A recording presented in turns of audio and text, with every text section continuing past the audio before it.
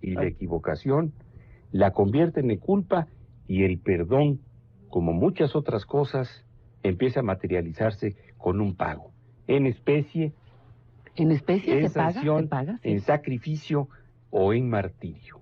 O bien, para aquellos más inteligentes y hedonistas, en el ofrecimiento para ser perdonados de una virgen de su familia. Ernesto, te da...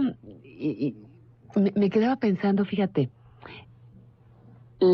no sé por qué le dicen santa, pero la Santa Inquisición, pues era una castigadora por excelencia. Por supuesto. De gente culpable, o sea, tú eras culpable, era como las brujas, ¿no?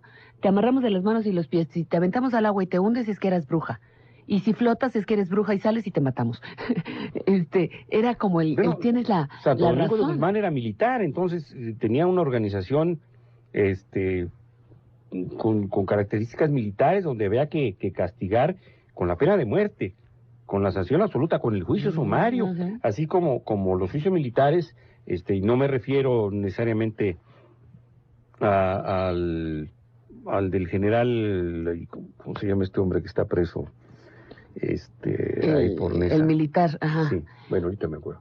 El general, así, el general. Se pasan por encima las leyes que son Garrido. funcionales para los hombres. ¿Garrido es? No, no es Garrido. Pero por ahí. Bueno. Y los militares tienen sus propias reglas y es juicio sumario, sobre todo en época de guerra, pues ni siquiera juicio hay. Sí, no están sometidos a las leyes civiles. Primero fusilas, después huiriguas. Bueno, entonces, en este sentido, las sanciones divinas eran con juicios sumarios, la ley de Dios, o la ley de Talión, el ojo por ojo, el diente por diente. El que la hace la paga.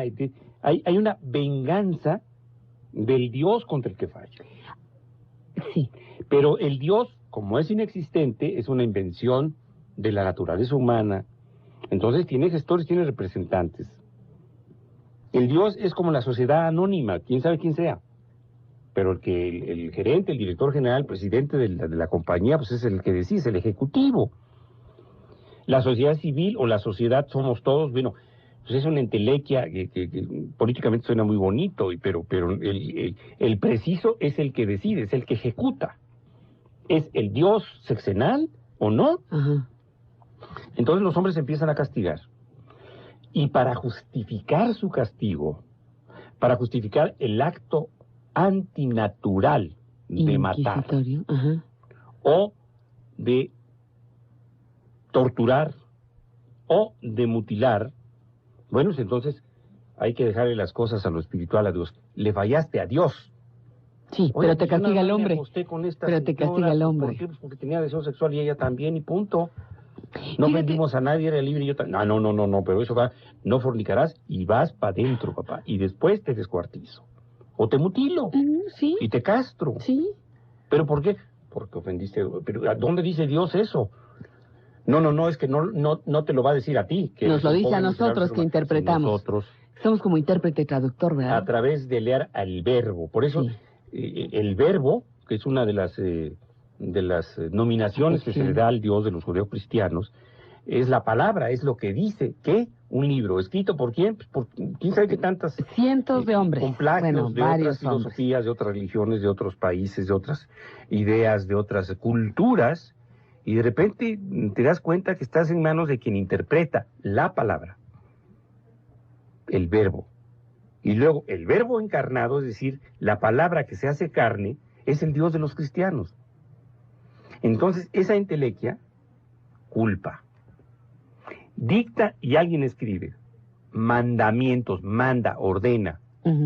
No matarás, no fornicarás, no desearás a la mujer de tu prójimo ni a tu próximo. Entonces, hay una serie de elementos de imposición que para ser aceptados por la comunidad tienen que ser aceptados por la devalorización, por la fragilidad y por lo vulnerable que es un ser humano al que se le crea la culpa. Exactamente. Por eso culpa y el pecado son el gran invento de la industria del perdón, que son todas las iglesias. Pero fíjate también, cuando llegamos, Ernesto, a esta parte que dices de merecer castigo por la culpa, ¿Y qué tal todo lo que hay detrás de esa frase de, bueno, ya, perdónate, te equivocaste?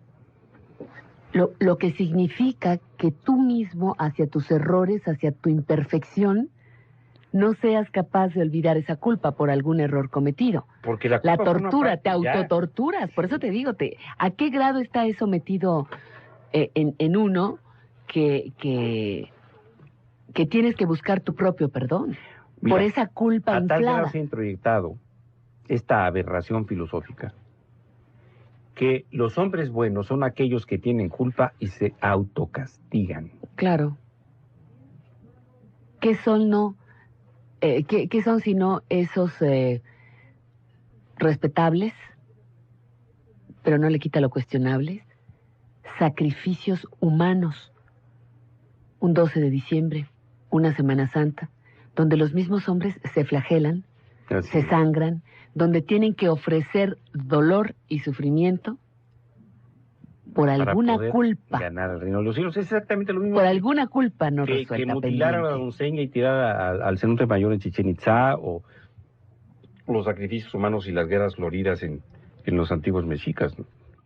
A nosotros nos gusta mucho poder incluir de manera directa o indirecta la participación del público. Y este es el caso de la segunda parte de nuestro programa, en el que estaremos presentando para ustedes algunas de las entrevistas a manera de encuesta que Raúl Adorno recogió en las calles de nuestra ciudad para el auditorio de Kelly, La Moglia y la familia. Una pregunta que incluyó en su encuesta es la que dice, o la que les pregunta: ¿es fácil reconocer las culpas propias? Sobre todo ya ve que en etapas como Navidad, como el Día de la Madre, como el Día de Muertos, bueno, a todo mundo le entra el sentimiento y que es que andan reconociendo culpas y pecados. No, no es fácil. Se necesita de mucho valor y mucha honestidad con uno mismo para poder reconocer una culpa, para poder aceptar una culpa. Pues a veces no, ¿eh? A veces, bueno, eso es fácil, pero a veces no lo reconocemos. Pues se puede decir que para no engrandecer más el problema, ¿no? O sea que, pero sí, siempre es bueno reconocer las culpas más que nada. Reconocerlas hacia adentro, sí. Hacia afuera yo creo que es la parte difícil. Aceptar que otra gente se entere de que uno es culpable de algo. Cuando se es consciente, sí. Cuando se tiene bien definido la personalidad que tiene uno, el desarrollo que tiene uno en la sociedad, sí. No, no es fácil. No es fácil, pero yo creo que es mejor pues aceptarla, ¿no? Para después no tener más problemas o algo así, o cargo de conciencia. Pues yo creo que no es fácil. No es fácil, se necesita mucho valor para reconocerla, ¿no? Yo pienso que sí. Sí, tiene que uno concientizarse de que uno está mal, ¿no? De que no está haciendo las cosas bien, y para que yo creo que así hay personas que les cuesta mucho trabajo reconocer que tienen la culpa o que están actuando mal, ¿no? Siempre cuando uno quiera reconocerlo, sí. Si no, no. Lo debe uno reconocer porque es de honradez reconocerlo. La culpa, reconocer sus errores. Las de nosotros muchas veces no, pero en ocasiones sí las podemos, pues decir, yo hice tal cosa y me siento culpable. Pues, meditando sus actos, ¿no? Sus errores, viendo, sí, es necesario en la vida natural, sí, es necesario reconocerlas. No nomás nosotros, sino en otros medios, donde quiera, ¿no? Pero bueno, el gobierno, todas esas cosas también tienen culpas, se deben de reconocerlas, ¿no? Porque ellos fácilmente no reconocen sus culpas. ¿Reconocemos o no nuestras culpas? Esa es una pregunta, Ernesto. Y la otra, ¿siempre andamos buscando culpables de lo que nos pasa? También, esa es otra. Efectivamente, la culpa ha generado a su vez otros fenómenos inexistentes en los inicios de la humanidad. Decíamos que, bueno, la industria del perdón primero crea los sentimientos de culpa, sanciona las fallas del clan o del grupo o de la tribu, mata, margina, abandona a los discapacitados o a los impotentes o a los incapaces, y definitivamente le atribuye el sancionador, el castigador, el asesino, el verdugo, le atribuye todos estos eventos a un Dios castigador, sancionador. Aquel que se equivoca, tiene errores, falla, etcétera, va derechito a pagar, a compurgar una pena o una sanción severas. Pero el ser humano empieza también a generar culpas por culpar a otros. Empiezan los sentimientos de culpa que son muy fáciles de excluir, simplemente si le atribuimos esa venganza humana contra otro ser a un poder superior. No, pues como yo soy el sacerdote, soy el representante de Dios, Dios dice que no fornicarás. Así es que esta es la ley de Herodes, cuate, y ya sabes que como si ese individuo no fornicara, en el término que lo dicen o lo que lo interpretan los judeocristianos, o bien te podían sancionar por robar, cuando el robo en la filosofía del derecho, que se fundamenta en la condición humana y en los instintos, pero también en la convivencia de los grupos sociales, pues explica que por su naturaleza el hombre, o la mujer desde luego, estamos hablando en términos misóginos, si tiene hambre y puede incluso costarle la vida esa hambre, va a tomar el alimento de donde esté aunque no le pertenezca. Y aquí estoy haciendo uso del verbo que se usa comúnmente aquí en el programa, tomar. Va a robar el alimento. Y lo va a hacer suyo para salvar la vida. Entonces, en términos de filosofía, pues eso sería un acto instintivo con un componente racional y explicable. Sin embargo, entran las normas, las leyes divinas y después el derecho como el estudio y la aplicación de normas de comportamiento para la convivencia que van estableciendo sanciones y que van estableciendo culpas. Y aquel que entra dentro de lo que está especificado en un artículo, en un mandamiento, en una norma, es sancionado.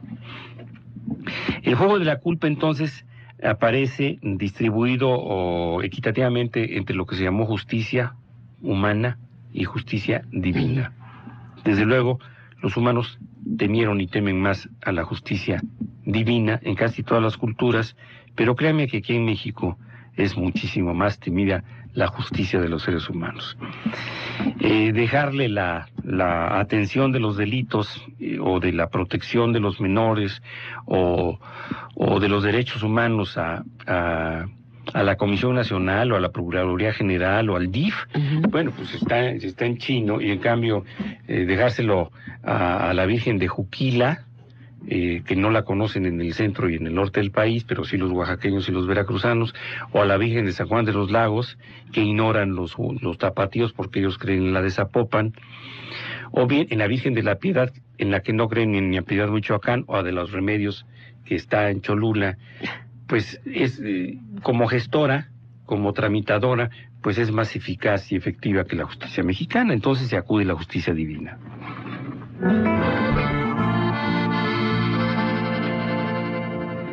Me encantó esa frase que dice, murió la tarde, que era una hija de la mañana. Me encantó esa. Yo no la conocía, de Chava Flores. No, yo no conocí esto de Chava. Y este disco de Oscar, fíjate que no lo ubicaba. Y mira las sorpresitas que nos da. Se pulió el acordeón ahí haciéndole. Bueno, es que es el trío Los Morales, es el trío Los Morales, que es palabras mayores en música mexicana. Bueno, tengo sentimientos de culpa porque nos hablaron de nuestros amigos de Mérida y Yucatán, que por qué habíamos excluido del comentario de los gestores y gestoras de la culpa a la Virgen de Izamal. Tienen razón, tienen toda la razón. Ahí en el sureste la Virgen de Izamal es la mera petatera. Incluso el Poteito la fue a ver. Creo que la fue a saludar. Ni la menor idea, doctor.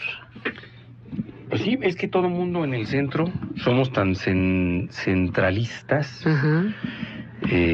No, yo no es que sea centralista, es que esos asuntos religiosos, digo, no son de mi interés, ni siquiera cultural. Entonces, bueno, se entera uno y por los compañeros de trabajo. No, y ahora ya piensan que lo puede resolver todo Santa Marta. Y bueno. No, pero Santa Marta Catitla, es que es lo que nos hace. Ay, fíjate. Sí, doctor. Yo me había equivocado.